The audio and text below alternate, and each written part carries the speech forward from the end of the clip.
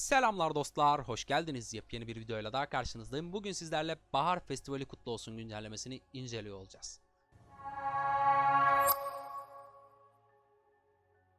Bahar Festivali güncelleştirmesi 5 gün sonra oyuna dahil olacak ve yenilikler 5 gün sonra oyuna eklenmiş olacak. Bir dizi etkinlik getirecek beraberinde ama o etkinlikleri maksimum 3 hafta sonra oyunda görmüş olacağız. Maksimum 3 hafta sonraki tarihi hesap ettiğimizde de 25 Şubat tarihi ortaya çıkıyor. Bu açıdan üzücü bir durum var. Onu da söylemeden geçmek istemiyorum. 14 Şubat'ta yine böyle konsept bir etkinlik geliyordu düzenli olarak. Ondan bir 20 gün sonra falan bu etkinliği getiriyorlardı. Duyurusu yapılmadığına göre ve Bahar Festivali'nin duyurusu yapıldığına göre bu sene muhtemelen 14 Şubat etkinliği, Sevgililer Günü etkinliğini kaybetmiş olduk.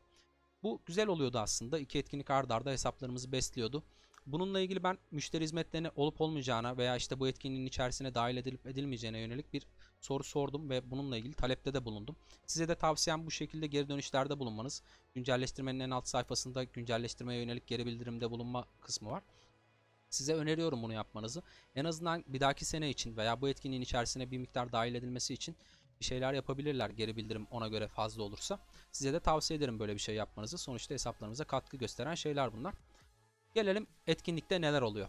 Şimdi dostlar, etkinlikleri incelerken şöyle bir şey var. Burada çok net her şeyi böyle tamı tamına işte şu şöyle gelecek, bu böyle yapılacak, bu böyle olacak şeklinde yazmıyorlar. Biz incelerken bir yerlerden bir şeyler çıkarmaya da çalışmamız gerekiyor. Mesela burada diyor ki kestane fişeklerinin sesi. Buradan ne anlayacağız? Son dönemde bu tarz konsept etkinliklerde ne yapıyorlar? Havai fişek getiriyorlar ve o havai fişekleri havaya attığımızda işte bir kutu açılıyor gibi oluyor ve ödüller çıkıyor içerisinden. Buradan bunu çıkarımını yapabiliriz. Gelecek diye bir garantisi yok tabii ki ama bu metinden havai fişeğin dahil olabileceğini ve attıkça ödüller kazanabileceğimizi tahminde bulunabiliriz. Umarım gelir. Bakalım başka neler varmış. Bir şehir teması gelecek. Geçen sene şehir teması olarak bahar etkinliğinde okçu savunmasına yönelik bir tema gelmişti. Bu sene de yüksek ihtimalle okçu savunmasına yönelik bir tema gelecek dostlar. Ama bir önceki etkinlikte süvari teması gelmiş olması ve Sevgililer Günü etkinliğinde kaldırılması nedeniyle küçük bir ihtimalle de piyade teması da gelebilir dostlar. Gelelim etkinliğin diğer özelliklerine. Burada diyor ki işte 7 günlük etkinlik. Klasik zaten biliyorsunuz 5 günlük görevler veren bir etkinlik dizisi var. O küçük bir etkinlikler böyle işte ufak tefek ödüller veriyor bize. Sonunda da mor kafa 5 dakikalık hızlandırma falan veriyor. O olacak. O kesin zaten. Onun dışında neler var? İşte bu fenerleri süslemek, bahar festivalini kutlamak falan derken biz buradan şunu anlıyoruz. Bağışta bulunacağız ve bağışlar karşılığında işte seviye patladıkça ödüller alacağız anlamında bir şeyler olduğunu görüyoruz. Bir önceki etkinlik 30k cevher harcayıp 30 tane efsanevi heykel almamıza yönelik konseptteydi. Bir ondan bir de diğerinden getiriyorlar. Diğeri neydi? 7k cevhere 35 tane efsanevi heykel temin edebileceğimiz şekilde ve 7k cevherimiz de etkinlik bize geri veriyordu. O en sevilen etkinlik dizisi zaten. Muhtemelen o gelecek. Bu sevindirici bir haber. Eğer oyun yeni bir etkinlik dizisi çıkarmak istemiyorsa yüksek ihtimalle o gelecek. Çünkü bu zamana kadar bir ondan bir bundan getirdiler. Gelelim başka belirgin burada yazan neler var. Onlardan bahsedelim. Şimdi mesela Lohar etkinliği gelecek. Silah ustası Lohar etkinliği. Bir kıta çıkıyorsunuz dışarıya ve Lohar'ı çağırıyorsunuz. Lohar'ı yeniyorsunuz. Lohar öldükten sonra tekrar çağırıyorsunuz. Ve onu bir daha yendiğinizde bir daha çağıracağınız zaman beceri seçiyorsunuz. Ve 12 tane 10 tane falan becerisi vardı Lohar'ın. Ve Lohar'ın o bütün becerileri açık halini kesene kadar bu etkinlik sürüyor. Ya da sizin bütün kıtanız patlayana kadar. Bu etkinlikte yaptığınız bu savaşlar size bir puan kazandırıyor. Bu puanlarla bir sıralamaya giriyorsunuz ve yeni bir o sıralamadan ödül kazanma imkanı yaratıyorsunuz kendinize. Böyle bir etkinlik daha geliyor oyunun etkinlik dizisi içerisinde. Bakalım burada bir daha ne varmış. Burada köy yanıyor mu? Köylülere yardım. Bu kadarını okumamız bile bize şunu çağrıştırıyor dostlar.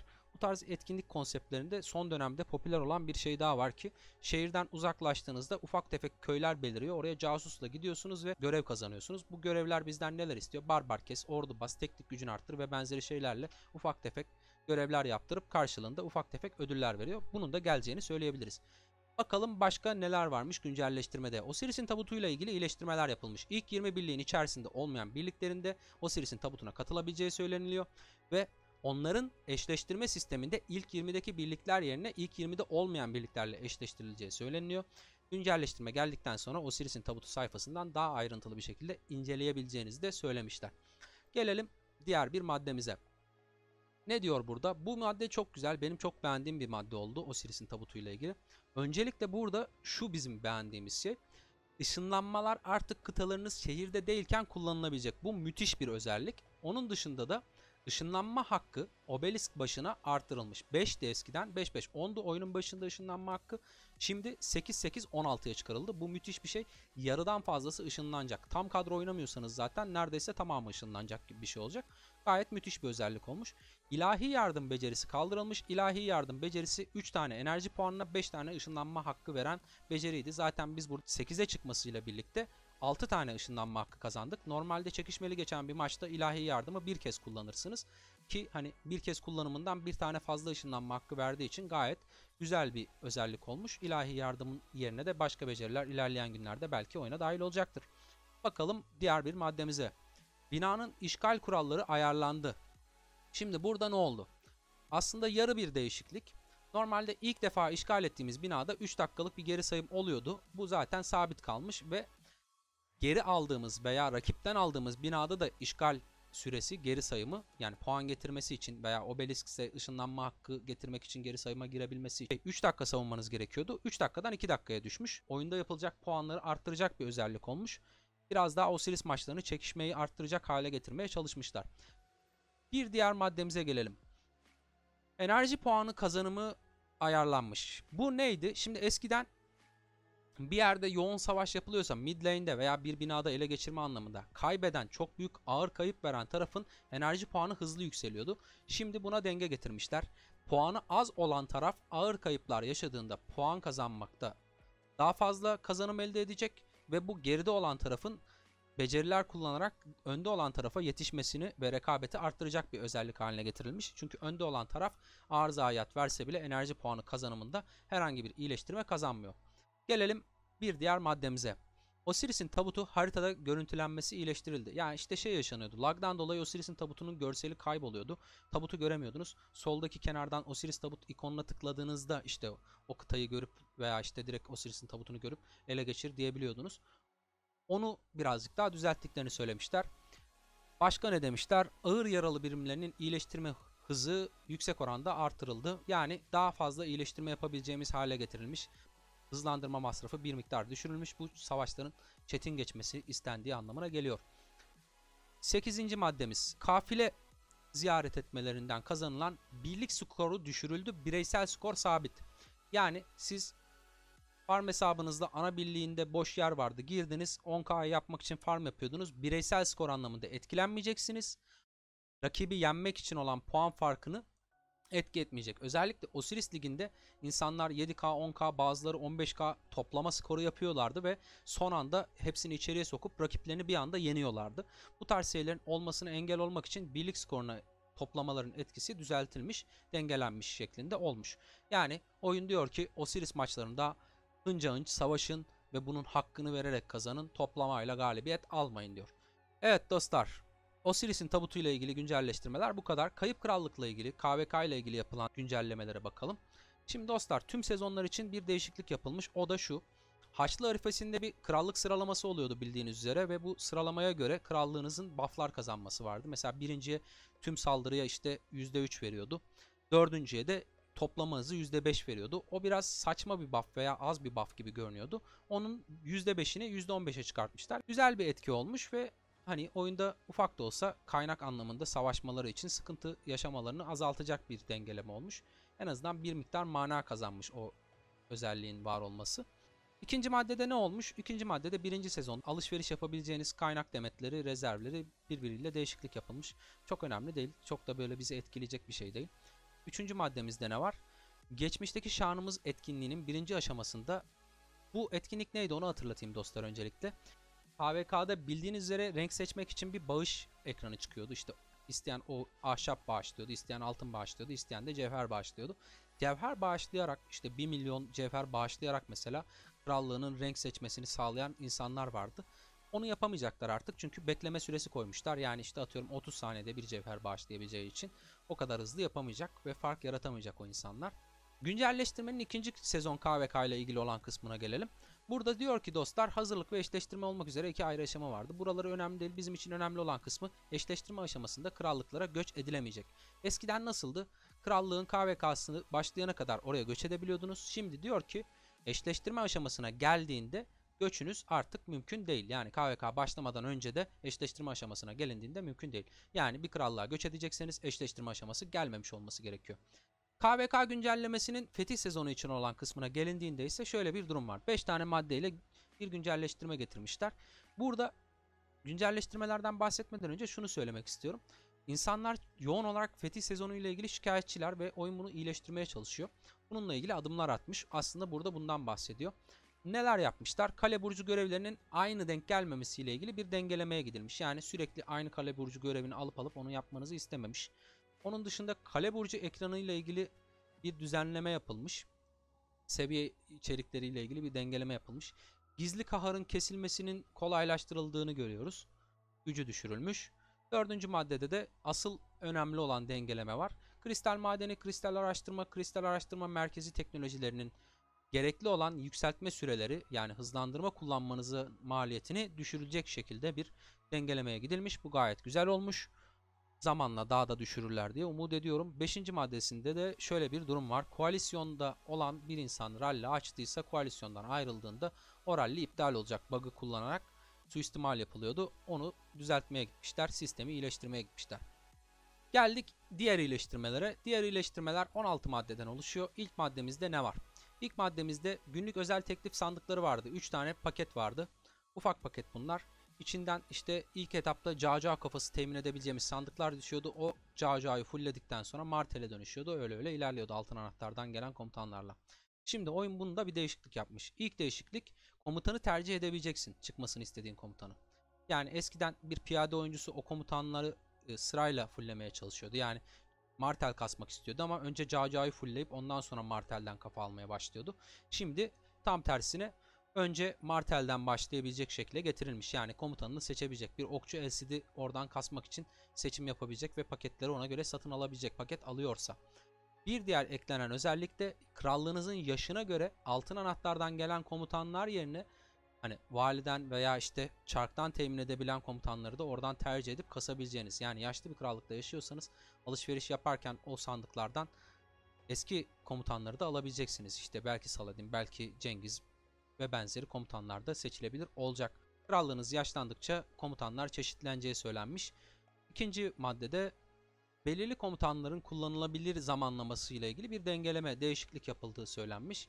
Yani belirli dendiğine göre şunu anlayacağız. 310'da kalan var ama bazıları 300'e düşmüş kullanım günü açısından. Üçüncü maddeye gelindiğinde ise şunu söylüyor. Savaş günlüğü ekranı iyileştirilmiş. Yani bir savaş raporunda biz savaş günlüğüne bakabiliyorduk. Savaş günlüğü nedir?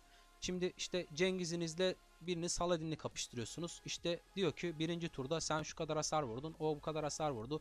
Cengiz'in %30 ihtimalle becerisini tekrar kullandı falan. Bunların yazdığı metin aslında savaş günlüğü.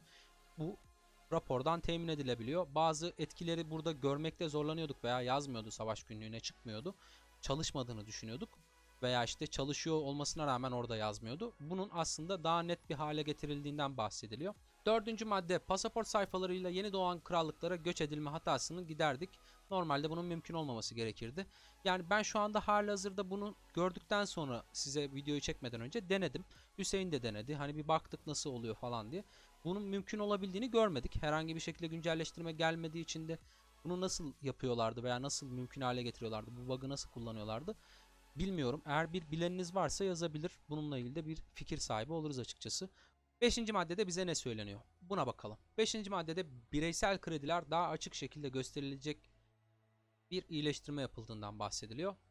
Şimdi dostlar, bu iyileştirme ne olabilir? Özellikle bir kıtayla inşa edilen bayraklar atılıyordu birlik kredisi kasılması istendiği için.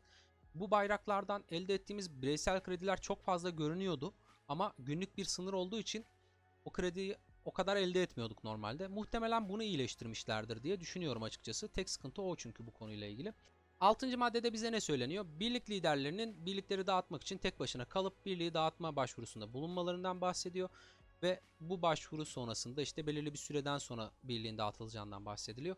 Şey gibi olmuş, limited şirketleri bozmak isterseniz, iflasını vermek isterseniz bir sene beklemeniz gerekiyor mesela.